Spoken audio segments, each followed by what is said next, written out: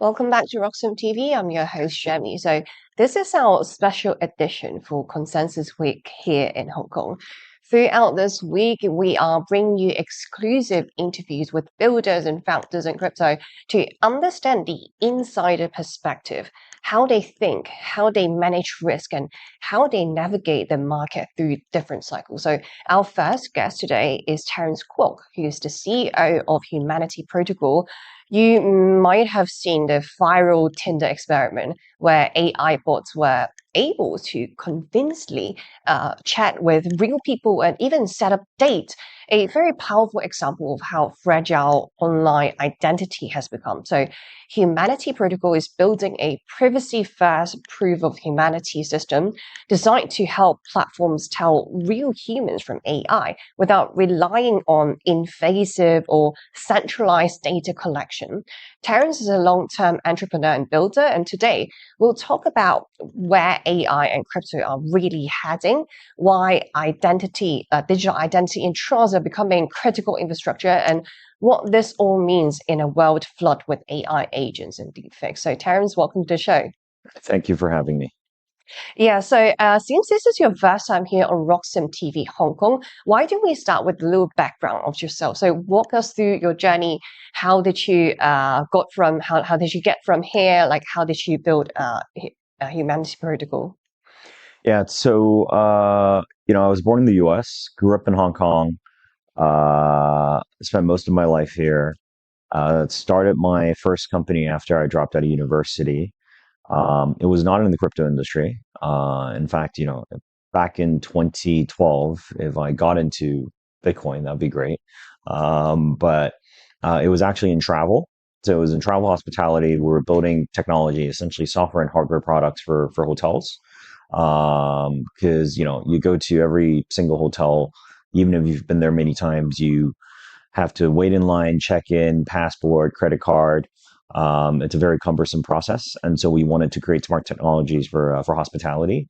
That business was actually doing quite well, so we grew it to become one of the first unicorns out of Hong Kong. Raised a couple $100 million. It was a business that was doing over $100 million in revenues until COVID hit, and it hit us really bad. So we ended up having to wind down the business as hotel occupancy rates dropped from 90% to 5% overnight.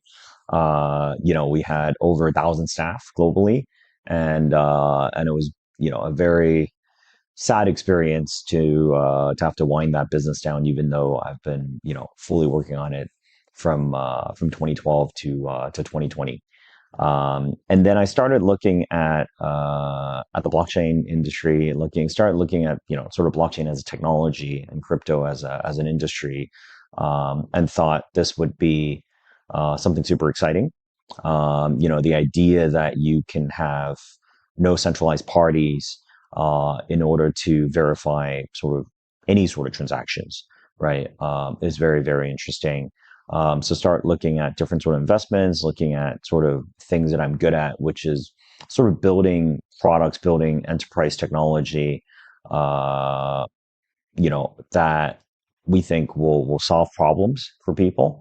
And a couple of years back, we were thinking about, okay, looking at identity as one of the key use cases that a lot of people have been talking about, probably back in the Ethereum ICO days, right? Payments, that was sort of Ripple, and then it was sort of like stable coins. But I think identity, decentralized identity specifically, is something that people have been discussing, pitching. Nobody's really been able to execute. So we decided to give that a go, right? Yeah, first of all, I find your journey very impressive. You managed to build a unicorn, so that was really something really impressive. So I wonder, since you went from more like a traditional background to right now in blockchain, whereas blockchain, there are different narratives. So like you mentioned, right now you're in digital identity. Is there a specific reason why you chose this narrative? Because like there are different sectors, maybe like gaming, or maybe some people are into NFTs, especially back in 2021. Like, what gave you the vision that, okay, this is probably the narrative, this is the direction that we should go for? I think what is different from sort of my previous business versus sort of crypto in general is that crypto is very, as you said, narrative based. I think from our perspective, as somebody who focuses on sort of building products, I don't necessarily think about the narrative as much. I think it's obviously useful when it comes to maybe it's fundraising or maybe it's looking at token performance, et cetera, et cetera. But ultimately, we're trying to solve a problem, right? And from our perspective, the problem of identity was already there. I think it's always been there in the sense that most of our information, most of our data is being held by a few very big tech conglomerates. But I think over the last couple of years, looking at what AI has done, looking at all the new technologies that are coming out in the digital space, we actually think identity and building something tied to identity, a product that solves some of these issues could potentially become very valuable. So that's sort of how we think about it. Yeah, and you mentioned that you grew up in the US, but you chose to build a business in Hong Kong. Is there like a specific edge you find Hong Kong as an interesting base to build a business, like any edge compared to the US? Not so. I mean, I was born in the U.S., but I actually grew up in Hong Kong. So most of my time I've actually spent here. Um, I think in terms of traditional tech, ultimately it boils down to sort of the industry that you're looking at, where the talent is. I think in specifically with crypto, it's kind of interesting because Hong Kong has historically been pretty supportive of crypto. You look at, say, some of the other companies back in the 2010s that were built. Uh, Tether, for example, the company behind USDT, the original entity was actually set up in Hong Kong, right? So from our perspective, Hong Kong, it's always been very Web3 friendly, and so there's no reason for me to try and build this anywhere else.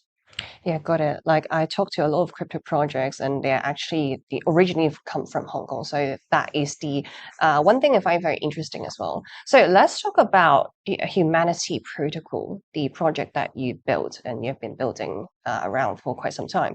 So for newcomers. Maybe for our viewers of Roxom TV, this is the first time hearing Humanity Protocol. Like, could you give me simple, like maybe in one simple sentence, what problem does Humanity Protocol is trying to solve, and why is proof of humanity so urgent right now, in your perspective?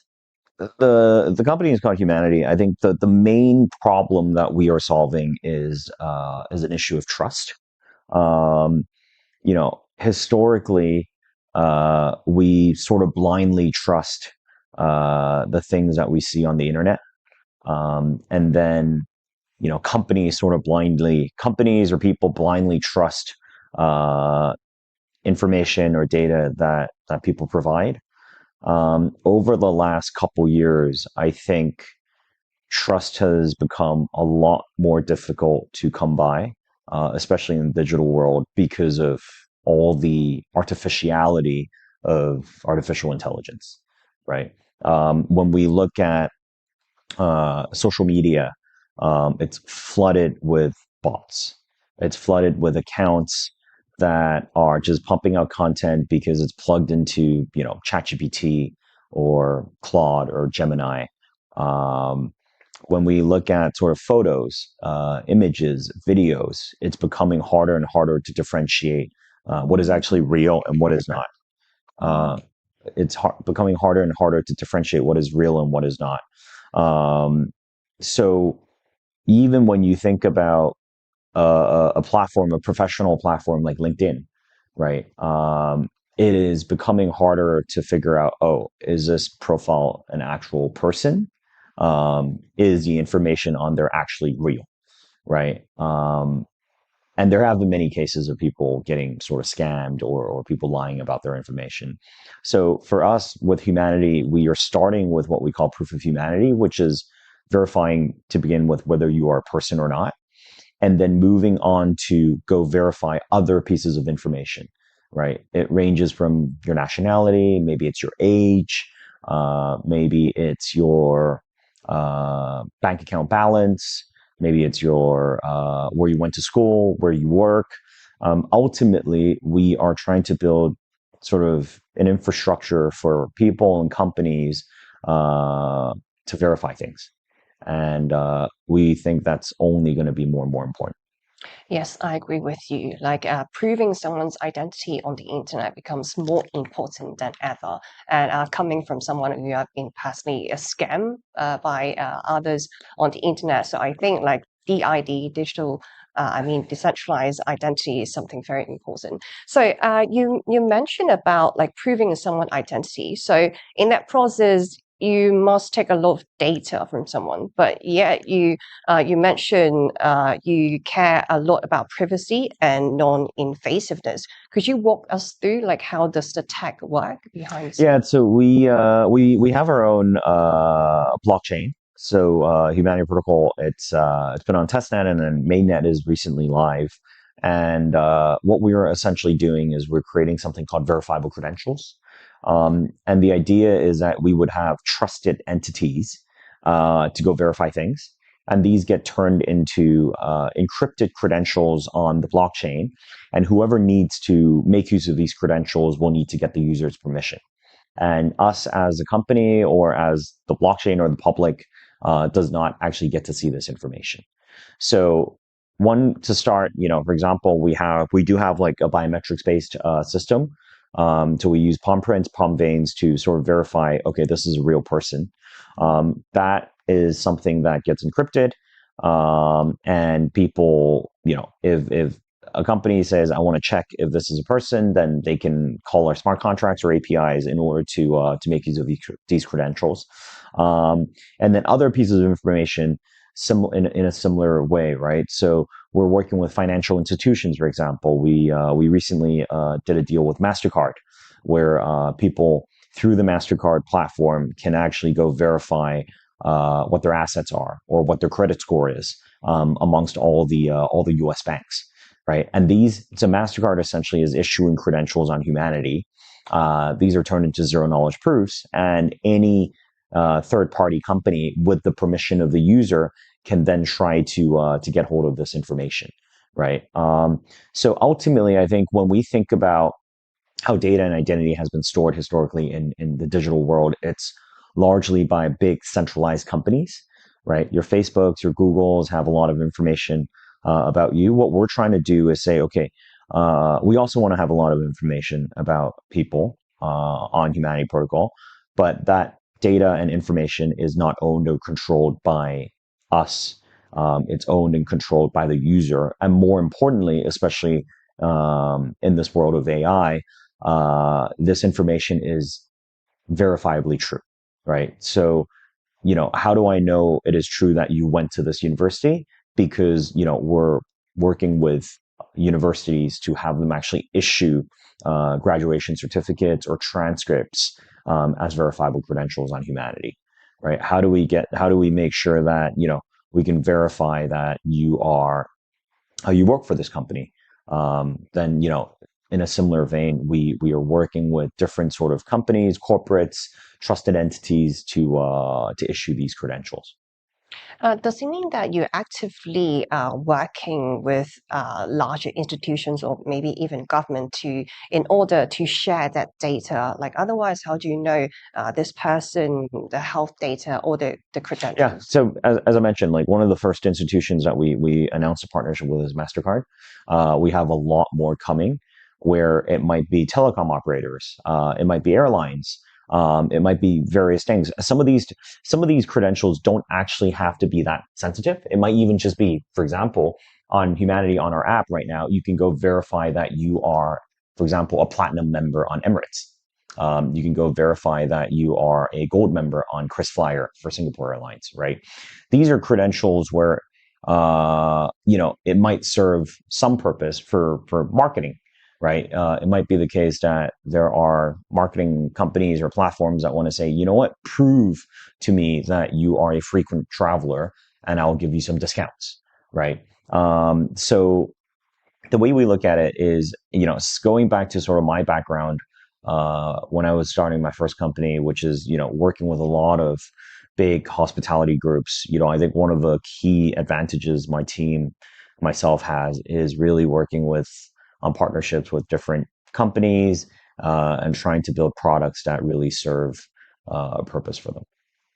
And one really viral experiment that you and your team has done is, of course, the Tinder AI experiment that shocks a lot of people. Like, were you surprised when you find out a lot of people actually fall for that so-called AI girl, AI models?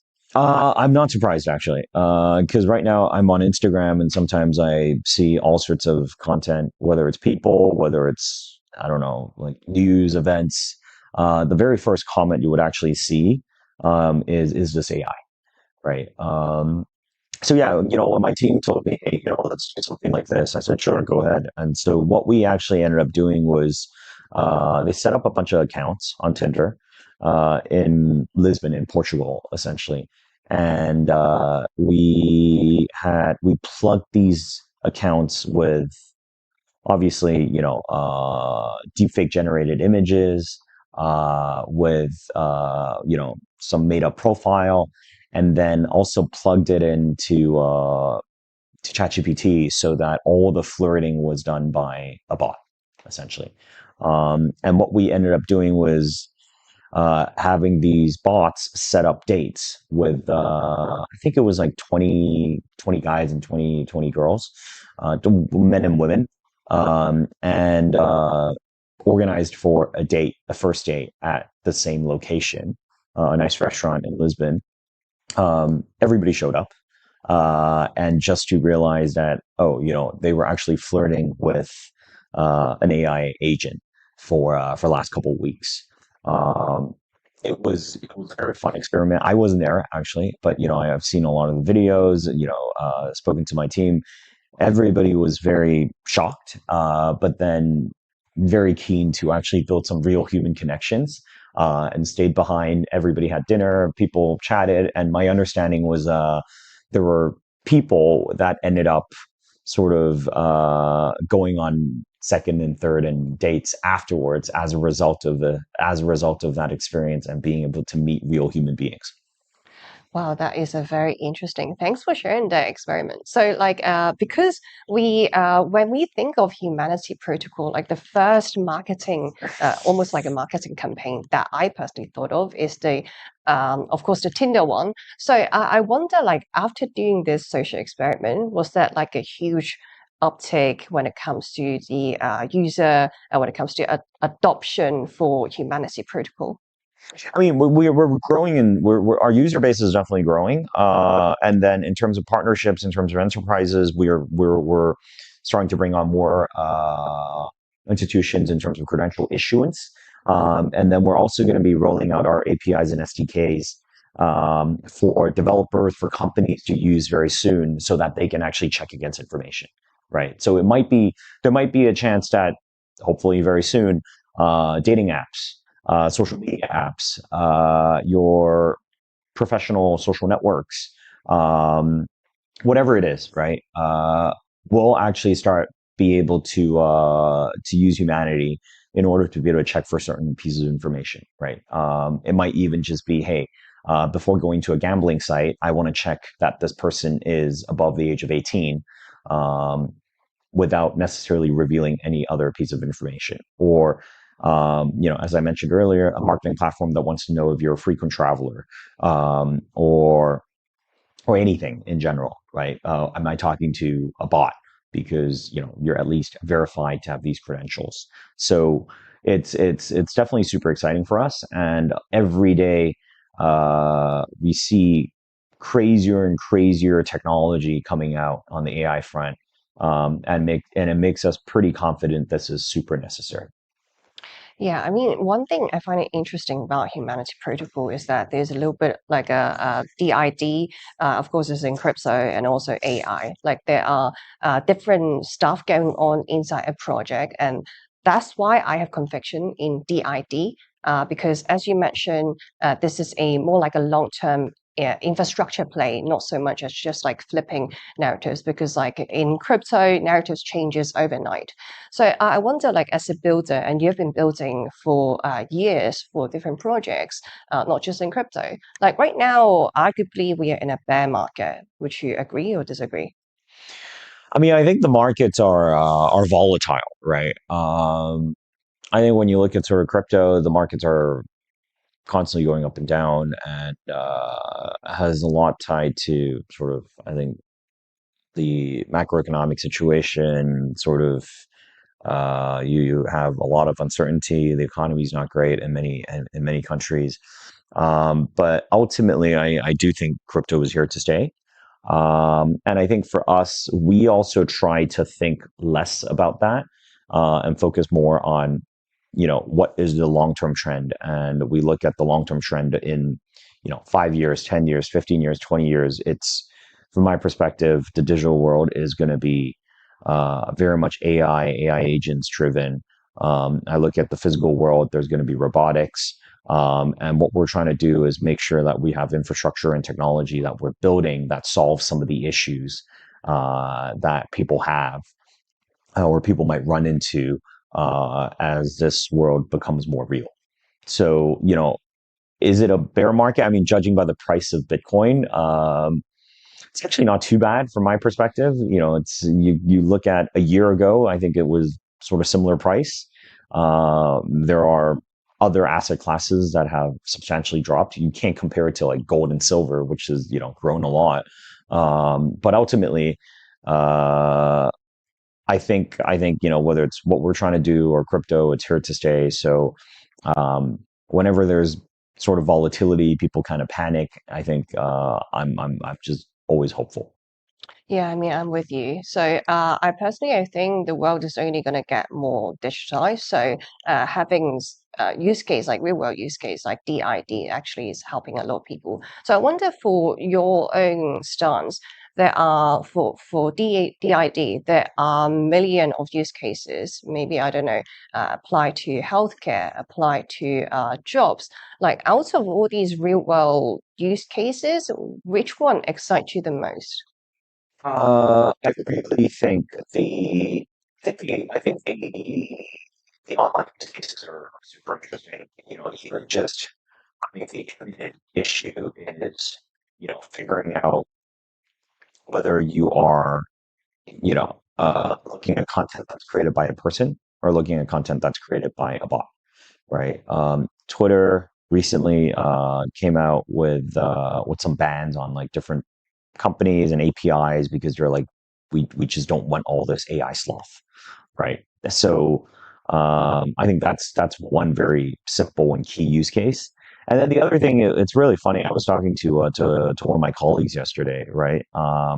He essentially built a little bot with Open Claude, or like Claude bot, where it automatically uses WhatsApp and texts his mom from time to time, because he's too busy.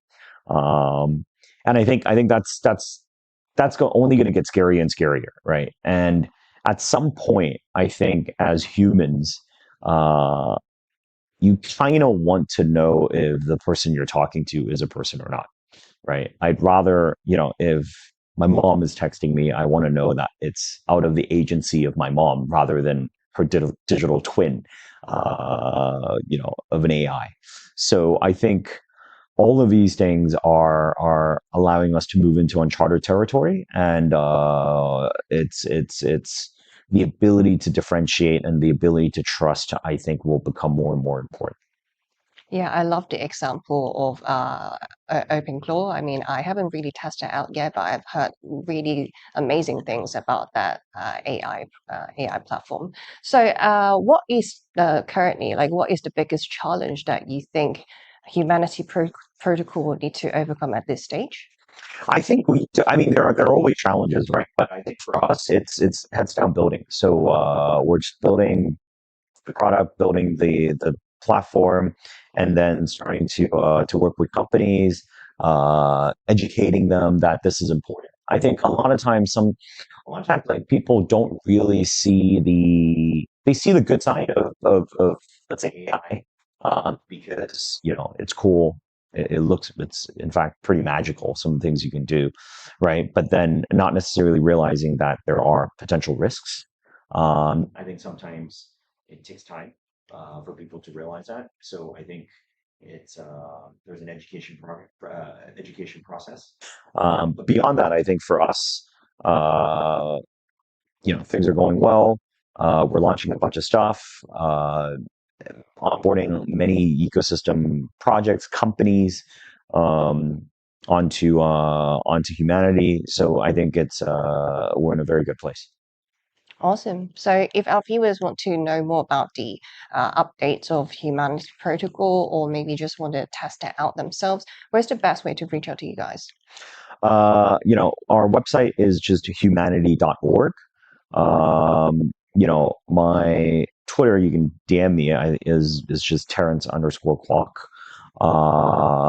And then our company Twitter is Humanity PROT, Humanity Prod.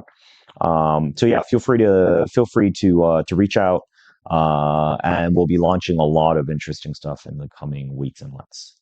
All right, amazing. That's all the time we have got for this segment. Huge thank you for Terrence Kwok for joining us and sharing his insights on AI, digital identity, and where the space is heading next. So we will take a short break for now, and when we come back, we're diving straight into Ethereum. ETH has been struggling on the price side, which raises a big question, like how are ETH treasury companies surviving and managing through this market or bear market? One of the biggest names in the space right now is SharpLink Gaming. So joining us next will be Matt Sheffield, the CIO of SharpLink, to break down the ETH treasury strategy, so conviction, and how they are navigating the current marketing environment. So stay with us. We'll be right back. Security matters. Zappo Bank, the only way to bank your Bitcoin. Apply now at zappobank.com. So, tell us about your furry friend here. What's his name? Oh, this? This is Bitcoin. Bitcoin? It's not just a cat, he's family. Quite a name, and I must say, looks quite pampered. Oh, absolutely. Bitcoin deserves nothing but the best. He's my little prince. But with such a valuable pet, aren't you afraid of losing him? Losing Bitcoin? No, it never happened before, so it's not something I worry about. Excuse me for a moment. Bitcoin, stay here, right?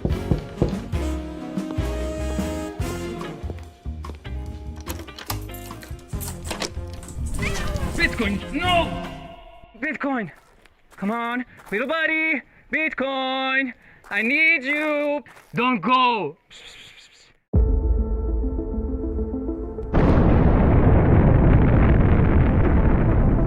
In a world far away. Nah, just kidding. This story begins in this world. It all started in 1460 in Antwerp, when the first commodities exchange was created, but the real transformation came in 1602, when the Amsterdam Stock Exchange was founded. Considered the oldest in the world, it was the first to trade financial assets. Over the years, Britain expanded its colonial and maritime influence, and the British pound sterling overtook the Dutch guilder in the market. Thus, the London Stock Exchange became the financial centre of the world. The 20th century came, and the world got into some trouble. But shortly after World War II, the Bretton Woods Agreement established the dollar as the world's primary reserve currency, and the centre of the planet moved to Wall Street. Today, we're travelling at the speed of light towards a new age, an era shaped by the consolidation of Bitcoin as the currency that will define the future of the markets. We present Roxom, a new Bitcoin-denominated market that allows trading all sorts of securities, commodities, derivatives, options, and anything you can imagine. Roxom, rock-solid markets. Some call me Chicken Little, others Bubble Boy. I'm a bit changed. This sounds familiar, right? Let me tell you a hard truth. The S&P isn't rising. The dollar's falling. That's the trick. Monopoly money. It's ice melting by the second. Your savings, your salary, your time. Worth less every second. Everyone's using the wrong measuring stick. Switch the denominator. Price the S&P into Bitcoin. Hard, fixed, unprintable. Suddenly your unstoppable index, it's collapsing. And while you cling to dollars, well, Wall Street already switched. Before, you needed 2 brokers. Still getting my ninja bonus though, right? Plenty of spreadsheets. And my quant! I hate this part. I was right, and I'll be right again. If I were you, I'd thank me. You know my name's Dave, right?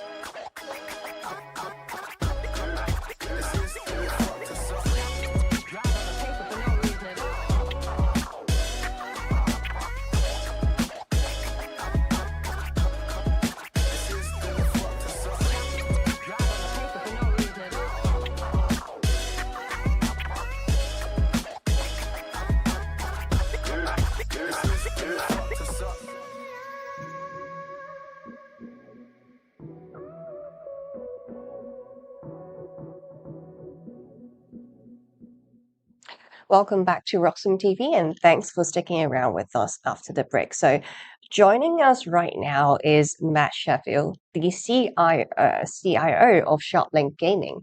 Ethereum right now has been under a lot of pressure on the price side, and that's raised a lot of questions around ETH treasury companies, how they manage risk, maintain conviction, and survive through tough market conditions like the current one right now.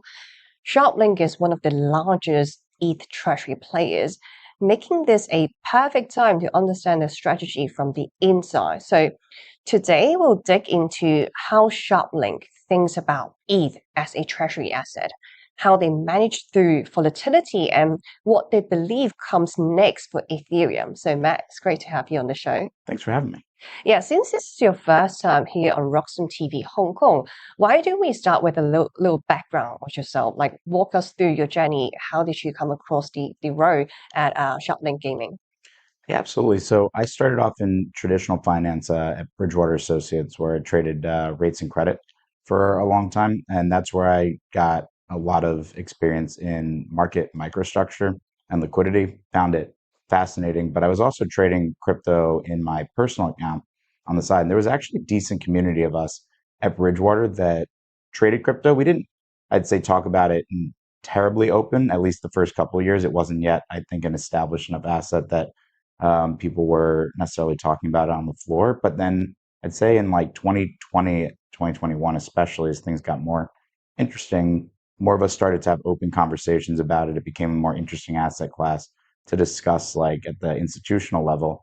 And a few of my colleagues and I ended up going and starting a crypto hedge fund in 2022 with the goal of kind of being like an institutional grade product to help the pensions and endowments of the world who had previously not really been allocating to the crypto discretionary space have like a product for their first foray. And I did that for a while. It was in the post FTX period for most of the time. And I think the institutions probably weren't as ready to underwrite that type of risk as I expected. And I joined a firm called FalconX in 23, one of the largest market makers in the space. And we got extremely active in the last year in these digital asset treasury companies. We invested in about probably 25 of them, principally. And I ultimately connected with the team at SharpLink last year and was unbelievably impressed by what they were doing, the mission, and ultimately joined them later last year to help them build out this productive treasury. Yeah, I mean, that is a very impressive journey. So jumping from hedge fund to market making, and right now in one of the largest ETH treasury companies out there. So like let's address the elephant in the room, because right now Ethereum is down quite a lot. So does it basically from an institution perspective, like, do you guys do have conviction that, okay, ETH gonna bounce back from here? Like, is there any strategy, especially in a bear market right now? Absolutely. So one, we have a very strong thesis behind Ethereum being like a generational opportunity, and that we're at a bit of a turning point in a very positive way for institutional adoption. But the other is that we wanted to build a company that was robust, not just to capitalize for our shareholders on bull markets, but also to be able to generate outsized yield for our shareholders in bear market. And so our goal with SharpLink was to basically build like an Ethereum denominated wealth accumulation vehicle, the best way to express if you want to be long ETH already. And so with that in mind, a lot of what we do is to try to generate Ethereum denominated yield for our shareholders so that every day you're holding us, ideally, the amount of your ETH per share is going up. And that's kind of our North Star that we can talk about a bit more, but it's designed to be both a bull market and bear market vehicle to express that Ethereum bullish view. We personally have an extremely strong view that we're at a unique tipping point. Like, the banks are explicitly saying out loud, we are going to be going full force into the real world asset space. We see the stablecoin growth. We see the volume growth. All these institutions that for years, anytime they would even whisper the word crypto, we would blast it out on every one of our media outlets. Now they're telling us it's coming in 3 months. It's coming in 6 months. Some of them have already started to do it. Some of them have said it's one of our top priorities for 2026. Some of them said it's our top priority for Q1, Q2. Like, it's happening at such a breakneck speed that I think we've desensitized ourselves to some of the headlines, but we're actually seeing an incredible amount of adoption, and we couldn't be more bullish ETH in the short, medium horizon. Yeah, one thing about ETH Treasury Company is that what you guys do is raise money and use that money to purchase ETH. So when it comes to the execution, do you like equity raises and ATM programs, like are you worried about dilution at all, or you just think okay per share there will be more Ethereum per share? So we are worried about dilution, but it's ETH per share dilution. So if you raise equity when you're trading above the book value, intrinsic value, in Ethereum terms, you can increase the Ethereum per share if you buy more Ethereum with those dollars.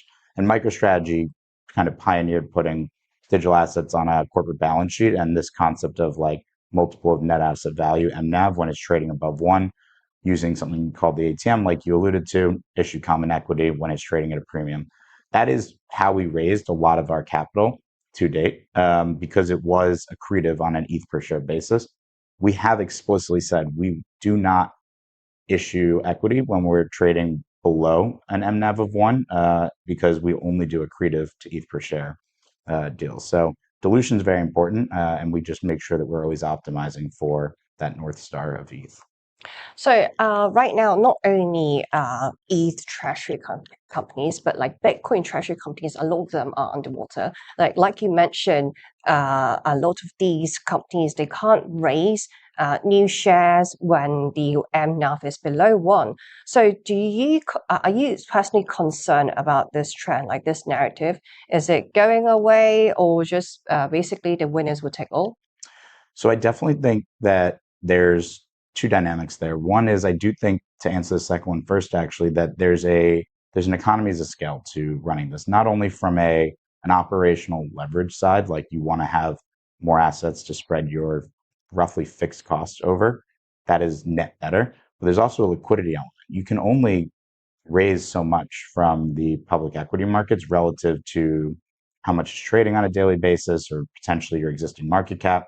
So if you're a small company, or if only $2 million a day is trading of your stock, if the market does decide to start trading above one MNAV again, you can't actually raise very much equity. We've raised almost $3 billion in equity. That was because we're a fairly liquid, high volume stock on NASDAQ, and that's really important as well to getting more institutions on board. They need to know that they have liquidity to be able to get in and to be get out of something. And then on the first one, I'd say like the narrative is very different, I think, depending on what your asset is in the treasury. So Bitcoin is a store of value, digital gold, and that is a fantastic corporate balance sheet asset from a proof of concept perspective, because the world got to see what MicroStrategy could do, taking Bitcoin, putting it on there, but they had to generate financial yield because there is no native productivity to Bitcoin.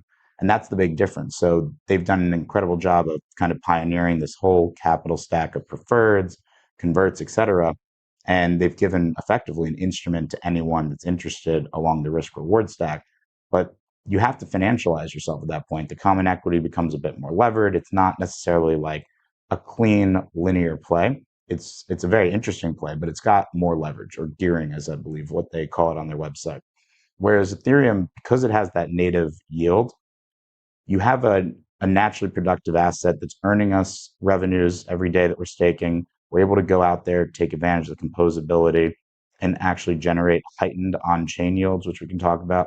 And so it's inherently just a different kind of company. I think digital asset treasuries kind of became this broad term that the industry started to use mostly in the last year, honestly, but it paints a pretty wide kind of like stroke around 200 or so companies that raised money to buy crypto in the last year. In reality, a lot of us are doing different things from one another, and it's more like a menu of options, just like you have in any other sector, as opposed to one single strategy that relies on MNAV trading at a premium.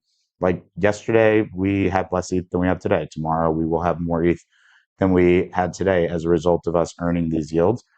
That is a fundamentally different strategy than trying to go and issue purely financial products to generate that synthetic yield. Yeah, so based on what you just told me, so for the biggest difference between ETH Treasury Company and Bitcoin Treasury Company is that ETH comes with that staking nature. So you're gonna earn a yield. So right now it's around 3%, 3-ish%.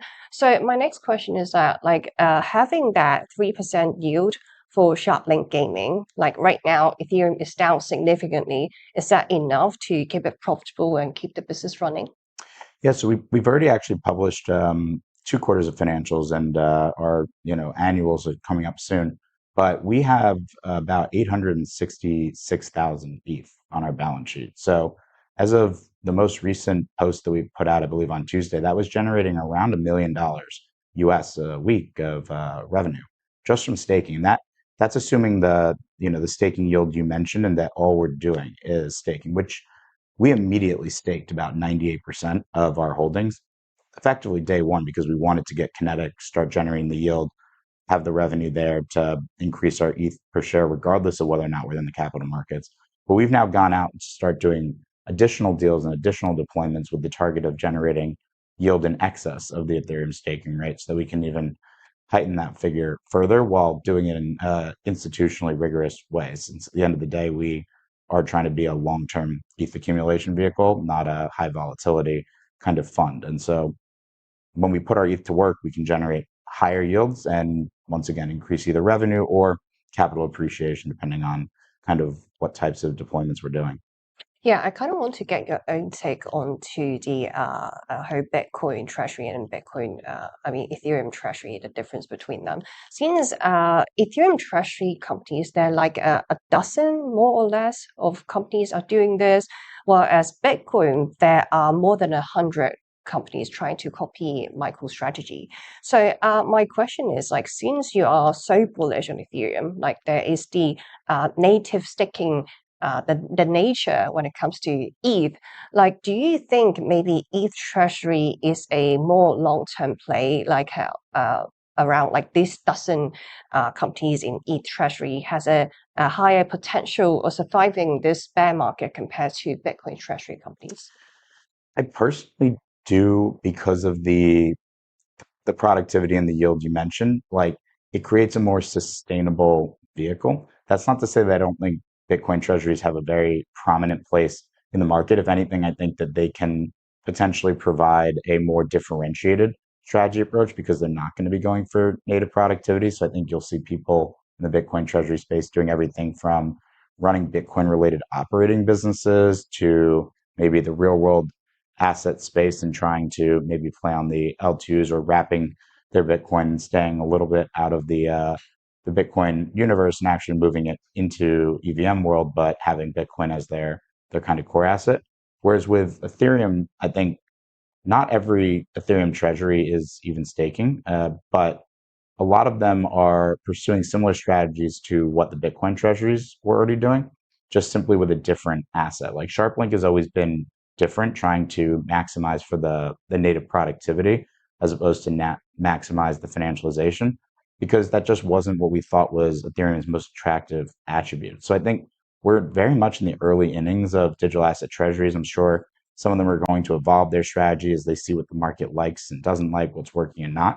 But I was actually expecting to see more productivity coming from like the Ethereum treasuries, or any protocol, honestly, that has a native staking yield. I think we're still in the earliest innings for seeing what treasuries evolve into, though. Yeah, especially like if we compare the price action. So if we take a look at ETH versus BTC, like ETH has been underperforming BTC for quite a while, and arguably, like, okay, ETH broke its previous all-time high, but it barely broke its previous all-time high. So if you compare that to BTC, it looks like a very weak chart after all. So is this like the argument, like going back to you, we're just being too early for ETH, like ETH gonna have its moment in maybe sometime this year or next year? Yeah, exactly. So I think that it's always been an adoption story for both assets and for crypto at large. And so Bitcoin was, for many people, the easiest to understand and be able to put into their portfolio first. A lot of large institutions were able to underwrite the digital gold element of it. Obviously, with the the release of a lot of the ETFs in 2024, it made holding Bitcoin even easier. And so we saw further adoption. And it also had a bit of a geographic play. Like there were a lot of countries who benefited from the digital gold truly for their monetary reasons, not simply because it's a risk asset. For a lot of other people, I think Bitcoin still fit in as a risk asset, though. They were putting it in the part of their portfolio where they speculate, or they at least take like kind of like the longer tail risk, like the high volatility stuff, where you would put your tech stocks and things like that.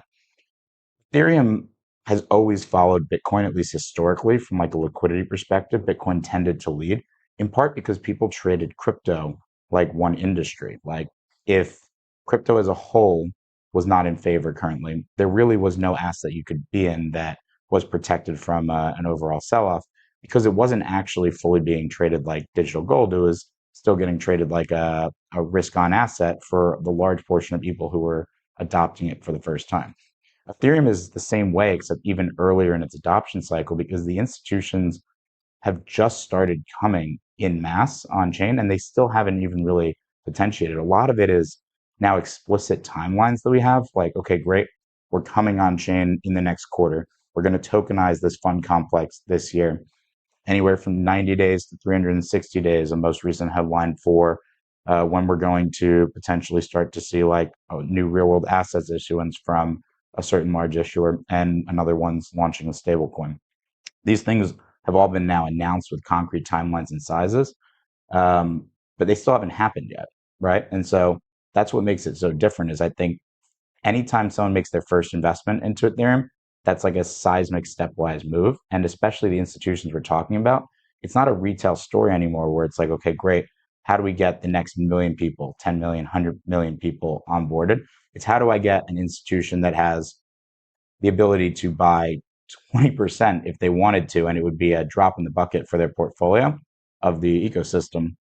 And those are stepwise moves. They happen slower, so the time between every news announcement, I think, feels more tedious, but in reality, it's actually happening quicker than I think any of us foresaw.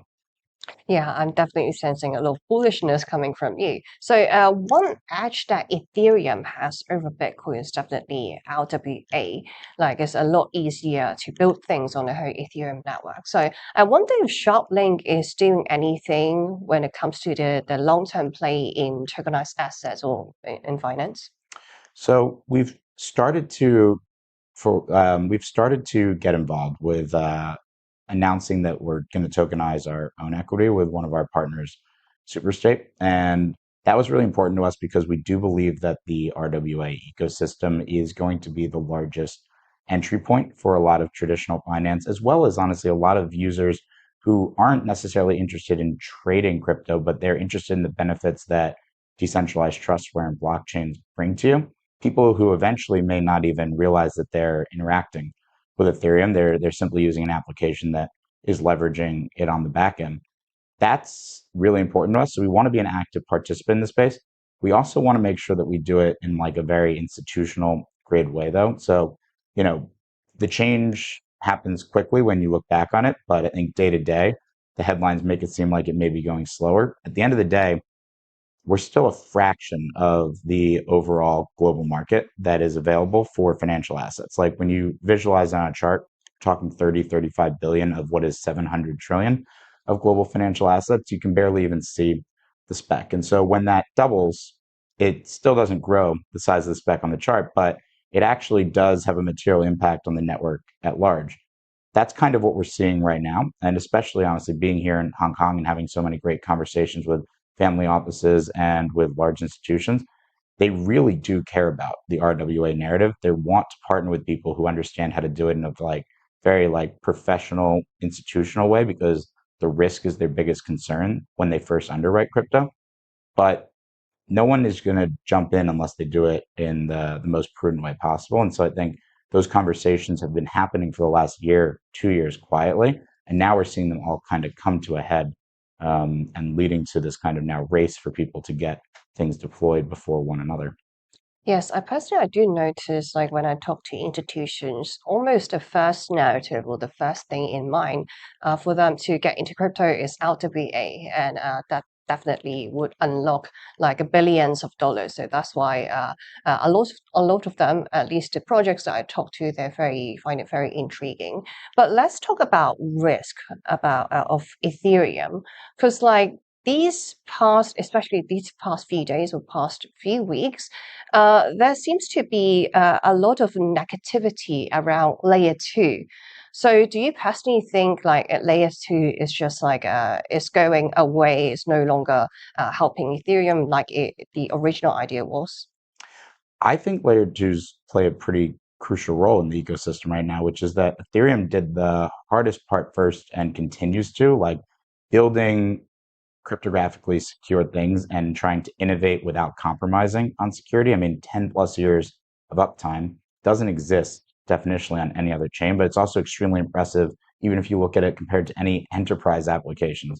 No one has that kind of track record. But the thing is, for you to be able to do everything the best requires you to potentially compromise on that in the short term. And so that's why I think having the security layer element of it and then having layer twos that prioritize being the best at something. Maybe it's the best at throughput, right? Like that is a way of being complementary, especially in the short term where you say, okay, great, people are not going to compromise on their security needs. So they need it to eventually be on Ethereum, but the layer two might be able to give you the throughput you need to be able to, let's say, trade on chain. You don't want to have the latency there. Otherwise, you're going to another layer one, but that means you're compromising on the security side. And so the large institutions often aren't willing to do that, rightfully so, because the big difference, especially for RWAs, is that yes, how quickly you can trade something on chain is certainly important if that's what you're looking to do. But the RWAs are going there to be securitized. They're not necessarily going there specifically to be the venue of trading. And so what you're going to optimize for is, where do I know that this, if I were to walk away tomorrow, is still going to be there in 10 years without being hacked? And the only chain that has that security record is Ethereum. That being said, if you want to go and actually swap yourself, you might prefer a layer two that has faster TPS. So like, I think it's quite complementary relationship. I understand there's, obviously a lot of conversations happening about this right now, but I see it as like a win-win. Like, you have people who do something great leveraging the security layer. Yeah, so layer 2 is helping up a little bit of traffic, not so congested on Ethereum. So we have addressed risk number 1. Let's move on to risk number 2. So the second risk that I want to talk about is Vitalik Buterin himself, because like he has been dumping Ethereum, dumping ETH recently, or he has been doing that for quite a while consistently as well. So how do you interpret that? Like even the original founder of Ethereum, like losing conviction for ETH, like how does it change your outlook at all? I don't view it as Vitalik or the Ethereum Foundation losing conviction. People have expenses to run businesses, to run their lives, etc. You ultimately need to be able to pay for those.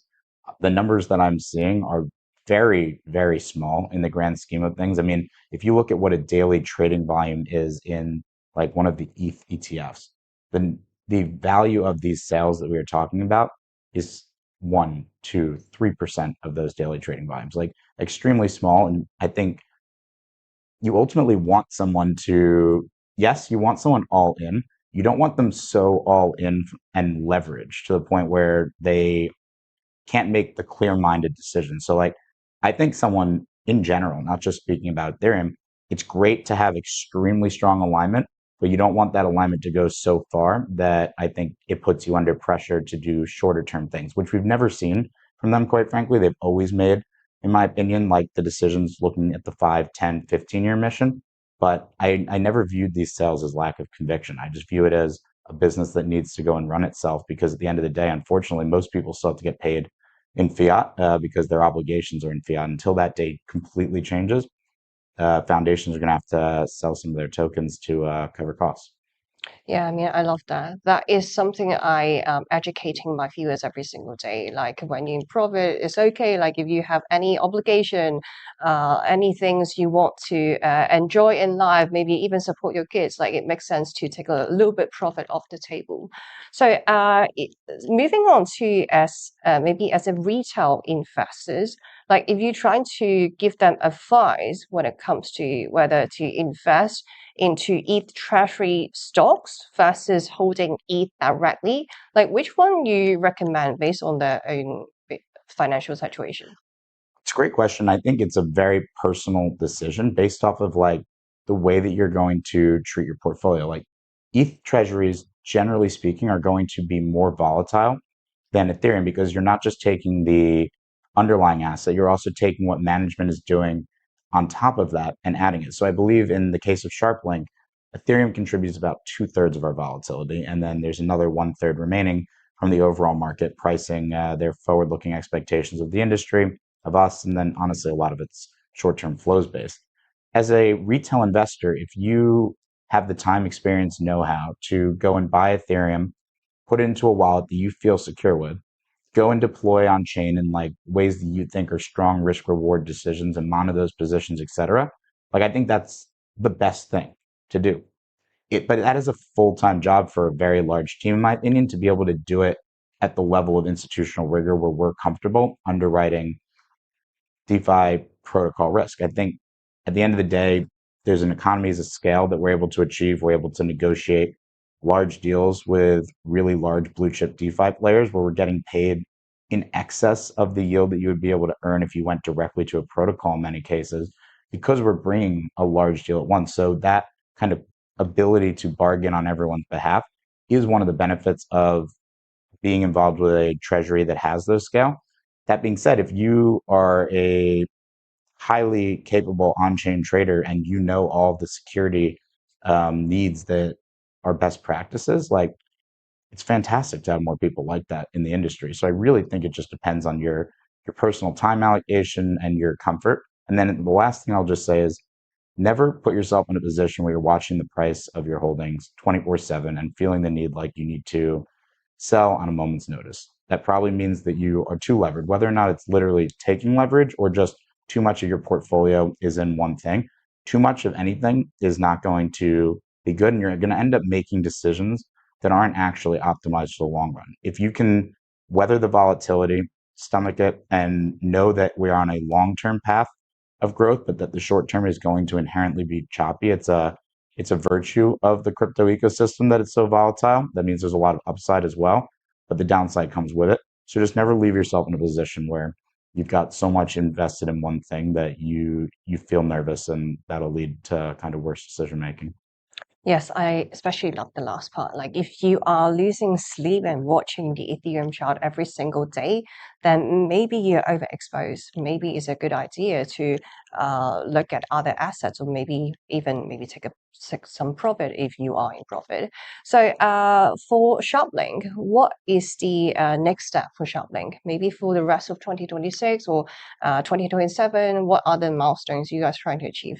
So this is the year where we make our treasury extremely productive. So basically everything that we are doing already, and then what we're planning to do in the future, we're going to try to add one new level of sophistication to each deployment to not only increase the yield on the portfolio, but also to educate the market, our investors, as to what we're doing, why we're doing it, how we're thinking about it, how we're de-risking it. So an example of our first on-chain deployment was we did a $200 million deal with our friends at EtherFi, EigenCloud, and Linea. And we said, okay, we're going to deploy this for multiple years. This brings really sticky TVL to the ecosystem, long-term alignment of incentives, and each of our partners are giving us OTC yield incentives in ETH for doing so, which obviously benefits SharpLink shareholders for doing it first. But what we were able to do at that scale was go work with our partners at Anchorage and say, would you be willing to build this functionality without leaving your qualified custodian? And that was huge. That was a first. No one's ever done any of these types of deployments before out of a qualified custodian. You previously had to choose between taking an MPC wallet or living within the qualified custodian. We didn't have to make that compromise anymore because we were able to do it at large enough scale that it made sense for everyone to prioritize. I want to do the next version of that, and then the next, and the next, because every time we do that, not only are we probably generating additional yield in excess of the Ethereum staking rate for our shareholders, we're also making Ethereum's DeFi more productive by allowing other institutions to do the exact same trade we just did. So whereas a month and a half ago, you couldn't have called up Anchorage or any other qualified custodian and said, I want to go do this deployment from my wallet. Now that we've done it, all their other clients can, which is fantastic because it means more institutional assets can flow into low risk DeFi, do so in great ways, take advantage of on-chain yield, become active market participants. Buy and hold was great. Like, it was amazing to get the ETFs into the space. It brought a new wave of institutional capital and people interested in then understanding it. But the next step is to actually get people natively integrated. And the way to do that is to show the world what is possible with Ethereum on a corporate balance sheet. So I think we're going to do a lot of very interesting deployments this year. Yeah, so final question before we end this segment. Is there any advice you could give to institutions or maybe professional building around Ethereum today? Because like right now, it could be quite tough. Speaking, like coming from you especially carries a lot of weight because you have been in crypto for a very long time. You have helped build different projects as well. So is there any final advice you could offer to institutions or professionals out there? Well, one thing I would say is that the crypto community is way more willing to spend the time to educate newcomers than anyone realizes. It really isn't that large of an imposition. I constantly see this. When someone has questions, I can direct them to a friend. That person will spend a lot of time lavishly. We see it in the retail community. We also see it in the institutional community. So don't be afraid to just ask the questions, like hop on the phone with the people you know in the crypto industry. We all kind of put you in touch with each other. Like, it's in everyone's best interest to get the right education out there because we want people to be informed. And once you go down the rabbit hole, that there's no going back. You're just going to continue to learn more and more. And then one day you'll be doing the educating of other institutions. The other thing I would just say is that ops are alpha in crypto. Like, optimizing for your headline return is only good if you consider that the risk in crypto often comes from operational side. And so the more you can de-risk the operational side, the better a trade becomes. And so don't just focus on maximizing for headline return. Focus on actually maximizing for durability by de-risking the operational side, spending just as much time on operational as you do on the investment thesis. It will pay off in dividends. Like, a lot of crypto trades have these charts that look like shark fins because you're actually underwriting more risk than you realize if you go in kind of quickly. You're making great yield, oh, it drops off due to an exploit, etc. And then if you go and do things safely, it might take a little more time. You might not be generating the exact same high level yield, but you actually were never earning it to begin with. There was always an embedded cost, an opportunity cost that you were paying for doing it. If you can do really strong operationals at a firm, you can create a much more robust crypto product that outperforms the market through time. Those drawdowns are not only scary for allocators, but they're also ruinous to your return profile. We all know how compounding works. And so you really do want to create a consistent revenue stream, not try to optimize for kind of maximizing in the short term. And that comes from ops. Awesome. That's great advice for sure. Well, unfortunately, that's all the time we have for this segment.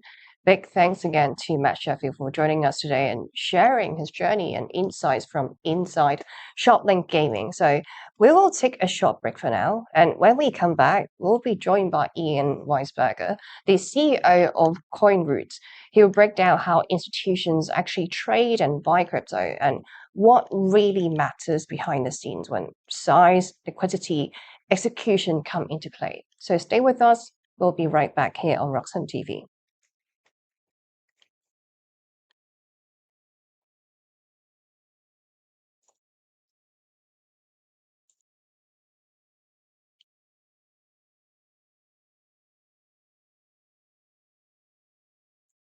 Security matters.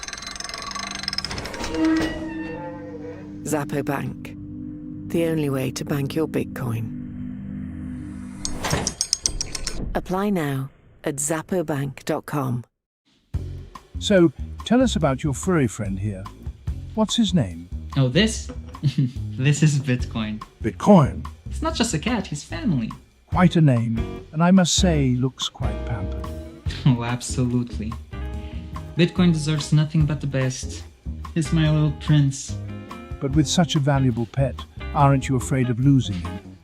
Losing Bitcoin? No, it never happened before, so it's not something I worry about.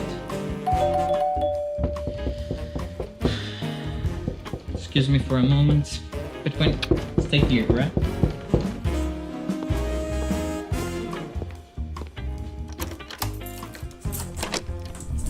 Bitcoin, no! Bitcoin, come on, little buddy. Bitcoin, I need you. Don't go.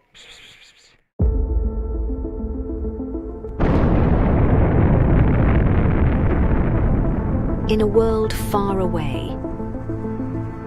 Nah, just kidding. This story begins in this world.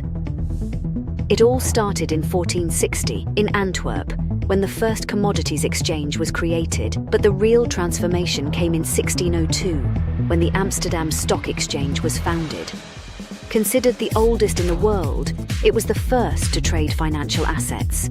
Over the years, Britain expanded its colonial and maritime influence, and the British pound sterling overtook the Dutch guilder in the market. Thus, the London Stock Exchange became the financial centre of the world.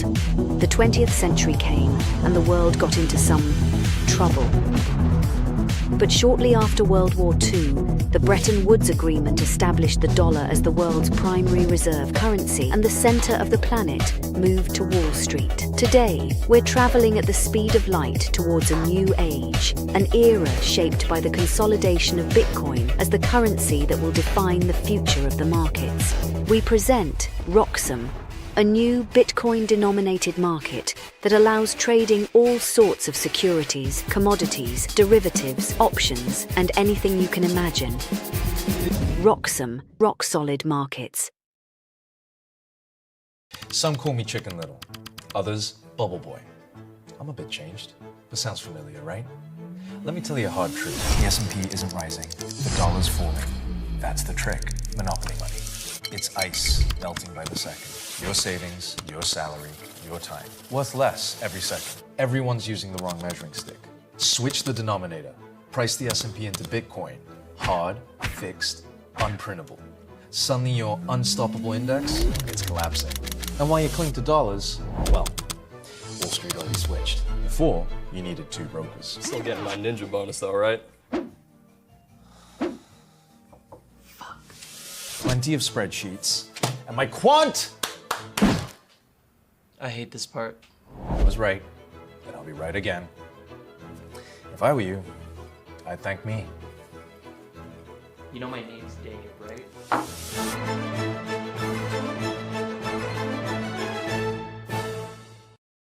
We definitely need LinkedIn because that's where most of our institutional. We get a lot of viewership on LinkedIn. Oh, really? We get more. Yeah, so we'll repost It's fine, on we can do Twitter, Twitter, but but we're just more if you popular. can send us something we can post on LinkedIn. Sure, Come on, post. yeah. Maybe not live stream, but I will send the video links. Yeah. Well, if you just take it. I'm gonna take behind the scenes videos. Yeah, go for it. Behind the scenes.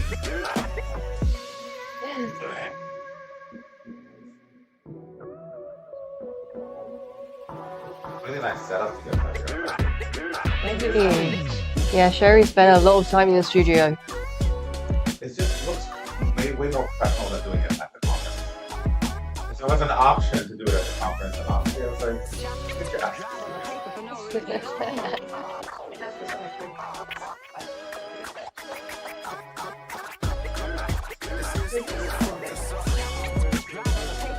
Yeah, feel free to get the mic to point.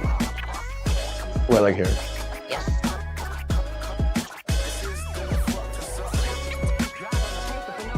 One of two, CoinRoutes? one of yours. Yes. Oh. Zapplebank. What? Oh, Zapplebank, yeah.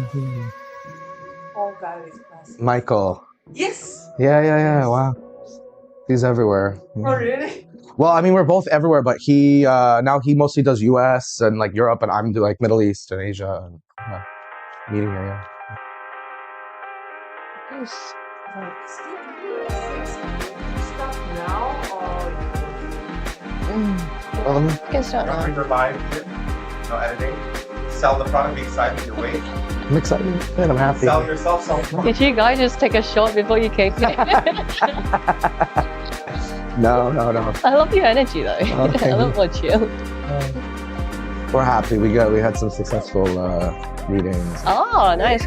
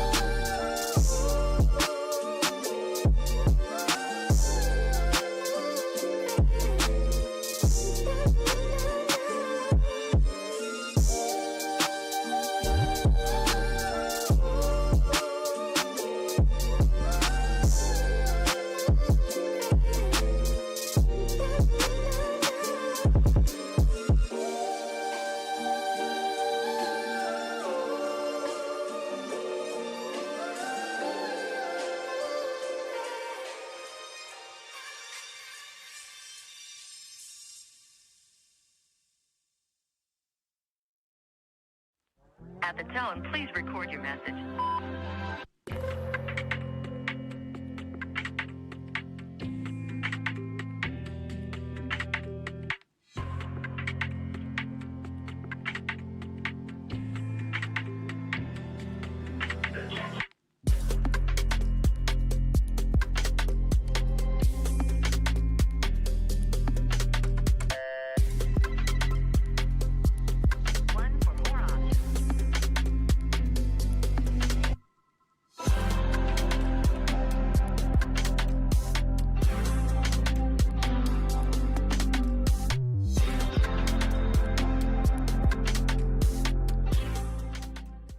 Welcome back to Roxom TV, and thanks for sticking around with us after the break.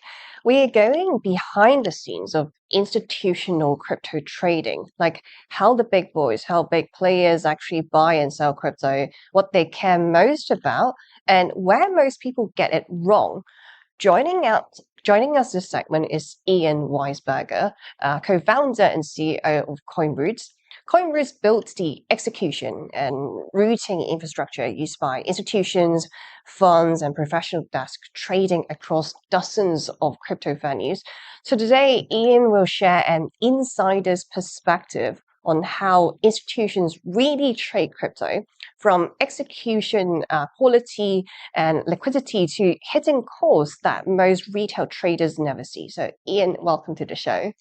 Yeah, thanks for having me. So I actually got into crypto kind of personally in 2015, but we started our business CoinRoutes in 2017. And it's been amazing to see kind of the growth in the industry, how the industry has really evolved from, okay, this is only used for illicit things to now the biggest financial institutions in the world are trading this asset class. So it's really been it's been a cool journey to be here.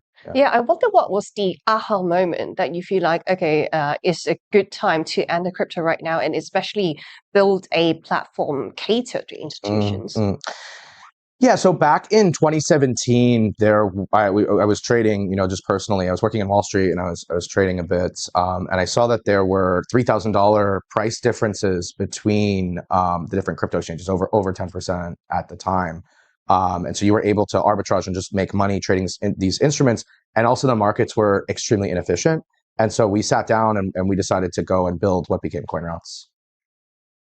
Yeah, so one problem that CoinRoutes is solving is definitely the execution price as well. So I wonder what sort of like market structures were you fixing that TradFi tools might not be doing, but like CoinRoutes is offering a solution to them. Yeah, I mean, look, it's interesting because crypto has always been this market that trades 24/7, 365. And it's funny because now you're seeing these TradFi institutions start to offer, like Robinhood, for instance, is offering 24/7 trading on stocks, right? And so it's funny because crypto markets and equity markets and traditional markets are actually converging in a way. So, the systems are just different, right? And so when we started the business, the existing systems didn't really have the capability to support this sort of market microstructure, right? And so our system is built from the ground up for trading crypto and also other asset classes. There's been kind of a huge evolution in the space where the same traders that are trading Bitcoin are also trading gold and stock futures and other commodities, et cetera, et cetera. So the markets are kind of converging in our opinion. Yeah, so one nature that I noticed from CoinRoutes is that you route across different venues, so more than 60 venues.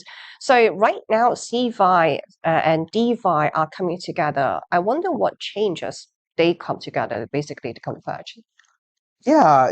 I mean, so DeFi venues are these decentralized protocols, and when we started in 2017, they were slow and clunky, and you couldn't really get a good trading experience.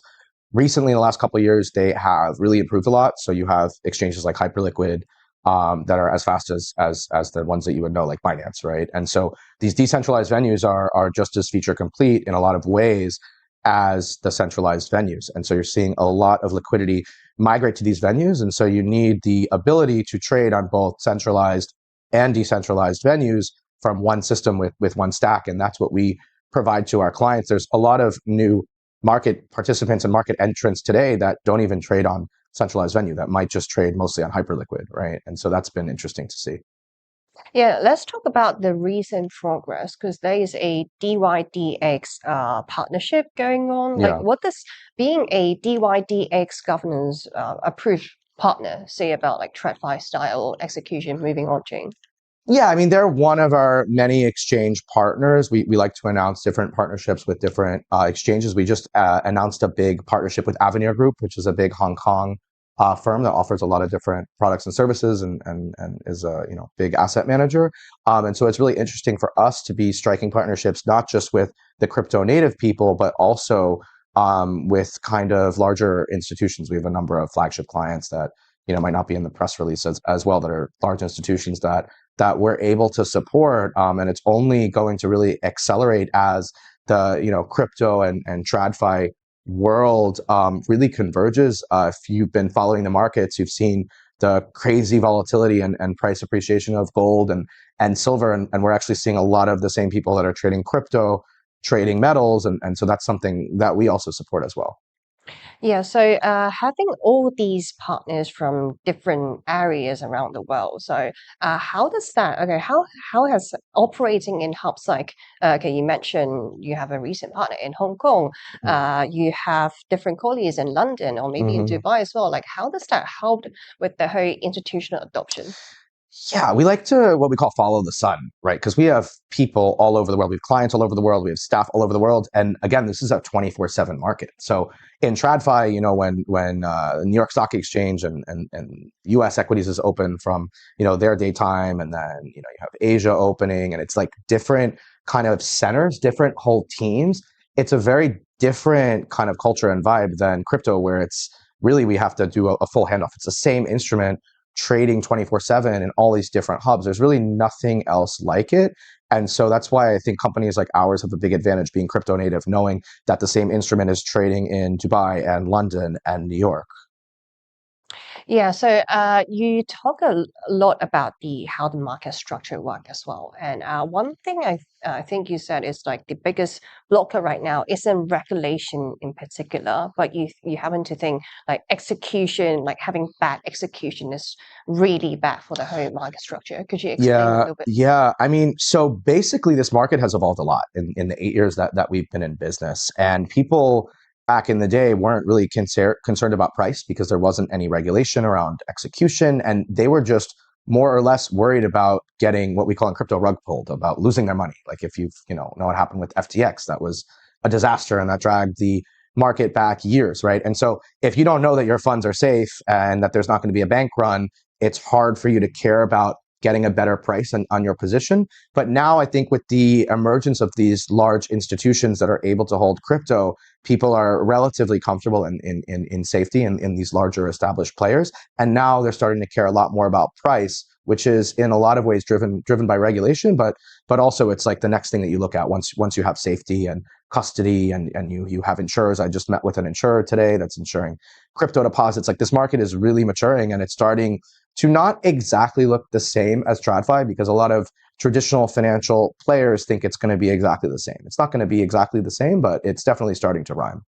Yeah, it sounds like there is a lot of misconception, especially like you come across with like TradFi people, with crypto founders, crypto projects as well. So what do people still misunderstand about how institutional crypto trading really works? Like, because when I talk to my basically my community, they happen to think institutions only buy and hold. Is that really the case? Is that really what your clients are doing? Yeah, I mean, look, so a lot of our clients are what we call market neutral funds. We have buy and hold, we have long bias, we have short bias, but there's this whole class of manager that exists in traditional assets as well, where they're basically looking to make money on the difference between the price of a futures contract and the spot. And so there's a reason for that. Structurally in traditional markets, you might be if you're a holder of of corn, you might sell corn futures in the future, right? And so that allows someone to basically buy from you in the future, but you're a producer now. So you have this market of producers and speculators, and it's this whole convoluted market where when there's actually goods that are required. Crypto's a bit different because I mean Bitcoin is, I guess you're using it for money for buying stuff, but it's not like it's required like oil or corn. So it's a bit different, but structurally the markets operate very much in the same way. And so what our clients are able to do is essentially make money, make yield, make whatever between 10 and 20% yield on cash, on their dollar fiat equivalents, by trading in the crypto market. And that's a whole type of trading that is important for the market structurally, and also provides liquidity so that retail traders can buy and hold across exchanges, because there are different types of exchanges in different regions. So for instance, back in the last cycle, there was what we used to call the kimchi premium. So the price of Bitcoin on the Korean exchanges was more than elsewhere, and that was structural because it was hard to get cash in and out of the market. That doesn't really exist anymore, but there's different opportunities for savvy traders using a platform like ours to make money. And even a lot of individuals who might want to get more than the 3-ish% they're getting on their cash, they might want to go and invest it in crypto vaults and crypto products where they can get yield on their assets. Wait, so the platforms that you're building, not just for institutions, like retail users can use it as well, right? Yeah, I think like that is a direction that a lot of these platforms are going. I would say it's more high net worth, so people that are trading in size can use a platform like ours. But I would say that retail traders are indirectly benefiting from products like ours because we are allowing the market to become more efficient. And so the people that they are trading against are using tools like ours, and in a sense, they're getting a better price when they buy and sell crypto because of platforms like ours that are enabling the institutions that is essentially taking the other side of the trade. So when a retail user goes and buys Bitcoin, they're buying from a market maker. Many of them use our platform to be able to quote and trade and basically, facilitate the marketplace. All right, so since you deal with institutions, you deal with high net worth clients every single day. So when they're trading, like in a fast and very volatile markets, usually what would break first? Is it like pricing or liquidity or execution? Like what they most concerned about? That's a really good question. So there was a huge event, the flash crash on October 10th, that we think probably caused a lot of firms to become insolvent. There was news that BlockFil's paused withdrawals probably I would guess, would have to do with the fallout without knowing more. But essentially what happened on that day was the price fell so quickly that the crypto exchanges had to liquidate traders, both traders that were making money on one side. And as I talked about previously, there's this whole structure called market neutral trading. What that means is a hedge fund or institutional trader will sell crypto on one exchange and buy it on another. So with respect to the exchange that they have sold crypto on, they've made a lot of money because the crypto price has dropped. But with respect to the crypto exchange that they were long on, or they went, they purchased Bitcoin on, they would have lost money. And the problem with these crazy flash crashes is the exchange that's liquidating you doesn't know about your overall position. So in other words, what happened was firms lost huge sums of money because they thought they were neutral with respect to the price of Bitcoin, that they were long and short, and it canceled each other out. But actually one of the sides of the trade blew up, and that took down whole firms. And we at CoinRoutes were actually wondering, like, which firms blew up. Our clients didn't blow up. Our clients were mostly fine. But turns out, yeah, there's definitely firms that have blown up in the industry after the fallout of that event. And that's kind of the issue with this market is these big crashes can cause firms to be, to blow up. And I think a lot of the price action that we've seen recently has been fallout from some of these crazy volatility events. Yeah, I mean, that is a really good example because like 1010, even till today, we are seeing the effect. That's why people are calling it a bear market. So for your own take, from your own perspective, what exactly happened on 1010? Because right now we still haven't got an official answer, right? Yeah, it's really pertinent now, I think, what happened on 1010. And for those of you who don't understand derivatives, leverage trading, it's extremely complicated. But basically what happens is there's this thing called auto deleveraging. And what that means is the exchange, if you sold Bitcoin at 110 and the price went to, 90, they might say, okay, you made a lot of money on the 110 to 90 drop because you were short. So we're going to strike your price at 100. And so what that means is you lost out on the drop from 100 to 90 in profit.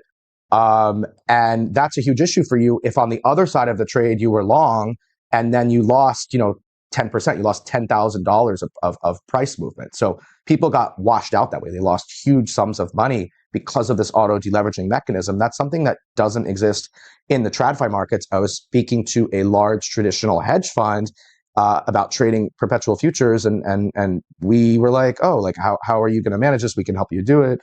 Blah, blah, blah. And they were like, what's auto deleveraging? And so it takes a lot of education to educate people on the differences between crypto market structure versus traditional assets. And one of the biggest differences is this idea of auto deleveraging. And I actually have argued with people on the internet about this that have said, oh, this is crazy and we need to get rid of it and it's awful and it doesn't need to exist.